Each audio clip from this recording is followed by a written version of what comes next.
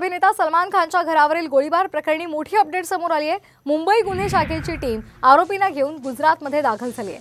आरोपींनी तापी नदीमध्ये पिस्तूल फेकल्याचा दावा केला होता। गोळीबार करण्यासाठी वापरलेल्या पिस्तूलच्या शोधासाठी आता गुन्हे शाखेचं पथक गुजरातमध्ये दाखल झालंय। कच्छमधून 2 आरोपींना अटक करण्यात आली होती आणि त्यांचा तपास सुरू होता, चौकशी सुरू होती। विकी गुप्ता आणि सागर पाल यांनी लॉरेन्स बिश्नोई गँगच्या आदेशावर सलमानच्या घरावर गोळीबार केल्याची माहिती मिळते। दरम्यान पिस्तूलच्या शोधामध्ये हे पथक आता गुजरातमध्ये दाखल झालेलं आहे। या संदर्भात आता अधिक काय माहिती समोर येते हे पाहणं महत्त्वाचं ठरणार आहे। आपण पाहतोय पिस्तूलच्या शोधामध्ये आता गुजरातमध्ये पथक पोहोचलेलं आहे। सलमान खानच्या घरावरच्या गोळीबार प्रकरणी आता ही एक मोठी अपडेट समोर येते। गुन्हे शाखेची टीम आरोपींसह गुजरातमध्ये दाखल झाली आहे। आरोपींनी तापी नदीमध्ये पिस्तूल फेकल्याची माहिती दिली होती आणि त्या पार्श्वभूमीवर अधिक तपासासाठी आणि शोधासाठी हे पथक गुजरातमध्ये पोहोचले।